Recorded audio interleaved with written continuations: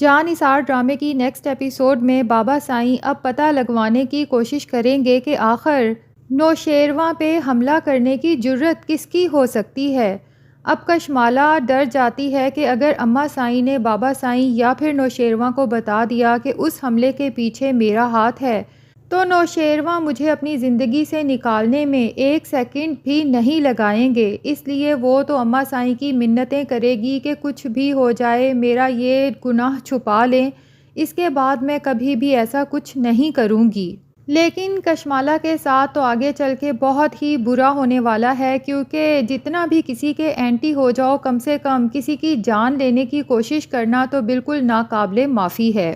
اور دوستو، کشمالہ کا کریکٹر تھوڑا مشکوک بھی ہے، کیونکہ جب اس کے شوہر زوار کا انتقال ہوا تو یہ عورت نہ تو روتے ہوئے دکھائی گئی نہ ہی دکھی، بلکہ اس کی عدت ختم ہو جانے کے بعد جب اماں سائیں اور بابا سائیں فیصلہ کرتے ہیں کہ کشمالہ کا نکاح نوشیروان سے کر دیا جائے تو کشمالہ کی ایکسائٹمنٹ تو دیکھنے والی ہوتی ہے، لیکن جس طرح سے یہ نوشیروان کے لیے تڑپ تڑپ کے روتے ہوئے دکھائی جا رہی ہے، اس سے تو یہی شک پڑتا ہے کہ اس کی نظر پہلے سے ہی اپنے دیور نوشیروان پہ تھی، اسی وجہ سے اس نے اپنے شوہر کا قتل کروایا، کیونکہ اسے یہ تو پتا تھا کہ اس کے جیتے جی تو یہ نوشیروان کو حاصل نہیں کر سکتی، البتہ اس کے مر جانے کے بعد گھر والے یہ فیصلہ لینے پر مجبور ہو جائیں گے، کیونکہ کشمالہ کے نام اتنی جائیداد ہے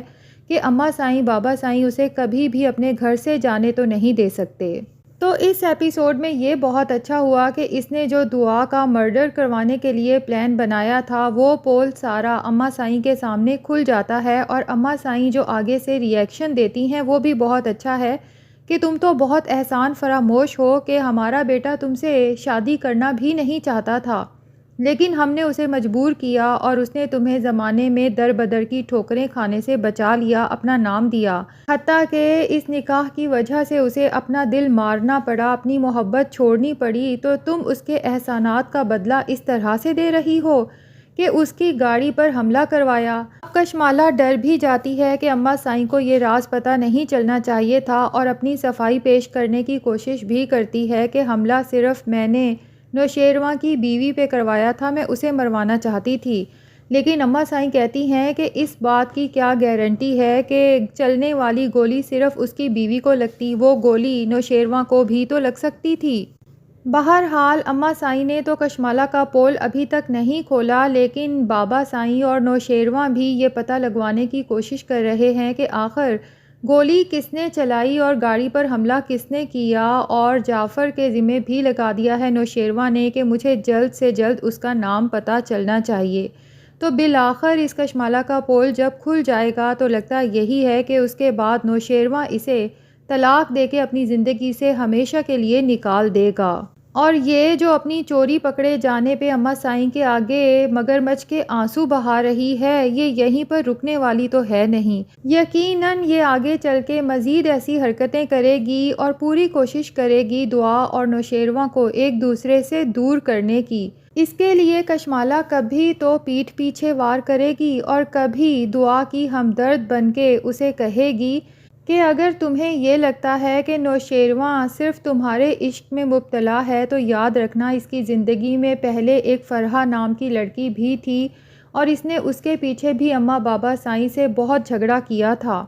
اور اس کے بعد اس نے میرے ساتھ بھی زبردستی نکاح کیا تھا، کیونکہ اپنے بھائی کے انتقال کے بعد یہ میری محبت میں گرفتار ہو چکا تھا، اور پھر میرے بعد تم پہ عاشق ہو گیا اور تمہیں زبردستی اپنا لیا، تو یہ مت سوچنا کہ اس کے بعد یہ مزید اس طرح کے کھیل نہیں کھیلے گا، کیونکہ یہ ہے ہی عاشق مزاج، اور جس لڑکی پہ بھی اس کا دل آ جائے اسے ہر صورت حاصل کر کے ہی رہتا ہے۔ تو ناظرین، نیکسٹ ایپیسوڈ میں دکھایا جائے گا کہ بابا سائیں اماں سائیں سے کہیں گے کہ جب سے نوشیروان پہ حملے کی بات سنی ہے تب سے میرا دل بہت پریشان ہے، کیونکہ زوار کے بعد اب نوشیروان کو کھونے کا حوصلہ ہم میں نہیں ہے۔ اور کشمالہ بھی وہیں میسنی بنی بیٹھی ان کی باتیں سن رہی ہوتی ہے، جبکہ اماں سائیں بابا سائیں سے کہتی ہیں کہ آپ تو ٹھیک کہہ رہے ہیں، لیکن دشمن کو بھلا اس بات کی پرواہ کیوں ہوگی؟ اماں سائیں بابا سائیں سے کہیں گی کہ کیا آپ نے پتہ لگوایا کہ حملہ کروایا کس نے ہے؟ تو بابا سائیں کہتے ہیں کہ کھوج لگوا رہے ہیں کہ آخر یہ جرت کی کس نے ہے۔ تو اماں سائیں کشمالہ کا ڈائریکٹ نام تو نہیں لیتی، لیکن بابا سائیں سے کہتی ہیں کہ پرانے دشمنوں کے ساتھ ساتھ نئے دشمنوں کو بھی ذہن میں رکھیے گا، جس پر بابا سائیں بھی ایک دم سے حیران سے ہو کر اماں سائیں کی طرف دیکھتے ہیں کہ آخر وہ ڈھکے چھپے لفظوں میں کہنا کیا چاہتی ہیں، جبکہ کشمالہ تو خوف زدہ ہو کے بہانہ کر کے وہاں سے اٹھ جاتی ہے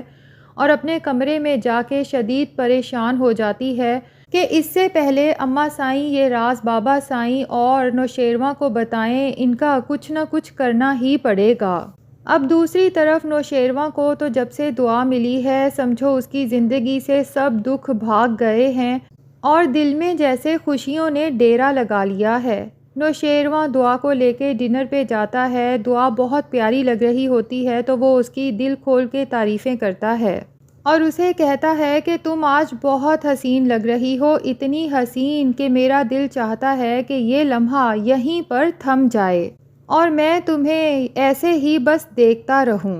اور پھر دعا کو ایک ڈائمنڈ کا بہت خوبصورت سا سیٹ گفٹ کرتا ہے کہ یہ تمہاری منہ دکھائی کا تحفہ تھا، لیکن اس حادثے کی وجہ سے چونکہ تم بے ہوش ہو چکی تھی تو وہ تحفہ میں اب تمہیں دے رہا ہوں۔ دعا کو تو اپنی قسمت پر یقین ہی نہیں آتا، اسے تو یوں لگتا ہے جیسے یہ سب کوئی خواب ہے کہ اتنی بھیانک زندگی سے یکدم اس کی زندگی نے ایسا پلٹا کھایا کہ بالکل شہزادیوں والی زندگی ہو گئی ہے۔ لیکن اپنی زندگی میں ہونے والے واقعات کی وجہ سے وہ دل ہی دل میں خوف زدہ بھی ہوتی ہے کہ یہ نہ ہو اس خوشی کا اختتام بھی بہت بھیانک ہو، اس لیے وہ اپنے دل کا ڈر نوشیروان کے سامنے بیان کر ہی دیتی ہے کہ آپ کا ساتھ میرے لیے ایک حسین خواب ہے، لیکن دل میں ایک دھڑکا سا لگا رہتا ہے۔ نوشیروان اسے یقین دلاتا ہے کہ تمہارا ڈر اور خوف بے جا ہے، یہ سارے ڈر اور خوف اپنے دل سے ہمیشہ کے لیے نکال دو، کیونکہ اب تمہارا نصیب نوشیروان غزنوی کے نصیب کے ساتھ جڑ گیا ہے۔ دوسری طرف فراز کے مظالم تو ختم ہونے کا نام ہی نہیں لے رہے۔ فضا بیچاری کو تو پتہ ہی نہیں چلتا کہ آخر فراز اسے کس چیز کی اتنی سزا دے رہا ہے۔ وہ جتنا بھی فراز کے ساتھ پیار سے پیش آنے کی کوشش کرتی ہے، اس کا ہر حکم مانتی ہے، فراز اتنا ہی اس کے اوپر مظالم کے پہاڑ ڈھاتا رہتا ہے اور فضا سے کہتا ہے کہ میرا تو بس نہیں چلتا، اپنے باپ کی وجہ سے مجبور ہوں، ورنہ تمہیں دھکے مار کے اس گھر سے باہر نکال دوں۔ جس پر فضا پوچھتی ہے کہ آخر میرا قصور کیا ہے، مجھے بتائیں تو صحیح کہ میں نے کیا کیا ہے، کس وجہ سے آپ مجھ سے اتنی نفرت کرتے ہیں؟ جس پر فراز کہتا ہے کہ نفرت تو ابھی میں نے تم سے کرنا شروع ہی نہیں کی، یہ تو میں اپنے باپ کی وجہ سے مجبور ہوں کہ تمہیں چھوڑا نہیں ابھی تک، لیکن تمہارے لیے بہتر یہی ہے کہ تم خود یہاں سے چلی جاؤ۔ دراصل فراز کو سارا ڈر اور خوف تو یہی ہے کہ اگر دعا کی میرے نمبر پہ کال آ سکتی ہے تو کسی بھی وقت دعا بھی مجھ تک پہنچ سکتی ہے، اور اس فضا کی وجہ سے تو ضرور ہی مجھ تک پہنچ سکتی ہے کہ اپنی بہن سے ملے گی تو اسے پتہ چل جائے گا کہ اس کی شادی کسی اور سے نہیں بلکہ فراز سے ہوئی ہے۔ اس کے بعد نہ صرف وہ میرے ساتھ کچھ برا کر سکتی ہے بلکہ اپنے ہی گھر والوں کی نظروں میں بھی میں گر جاؤں گا، اس لیے وہ اس سے پہلے ہی فضا کو دھکے مار مار کے گھر سے نکال دینا چاہتا ہے۔ دوسری طرف دعا بھی بہت پریشان ہے، نوشیروان سے کہتی ہے کہ مجھے ڈر ہے کہ اگر آپ کا مجھ سے دل بھر گیا یا پھر کسی نے آپ کو فورس کیا کہ مجھے اپنی زندگی سے نکال دیں تو اس کے بعد میرا کیا بنے گا، مجھے ڈر ہے کہ کہیں دوبارہ مجھے زنیرہ کے پاس نہ جانا پڑے۔ نوشیروان کو دعا کی یہ بات سن کے شدید غصہ آ جاتا ہے اور دعا سے کہتا ہے کہ میں چاہتا ہوں کہ آج کے بعد تمہارے منہ سے زنیرہ کا نام نہ نکلے۔ تو ناظرین، آپ کو آج کی ایپیسوڈ کیسی لگی کمنٹ سیکشن میں ضرور بتائیں، اور اگر ہمارے چینل پہ نئے ہیں تو پلیز چینل کو بھی سبسکرائب کر لیں۔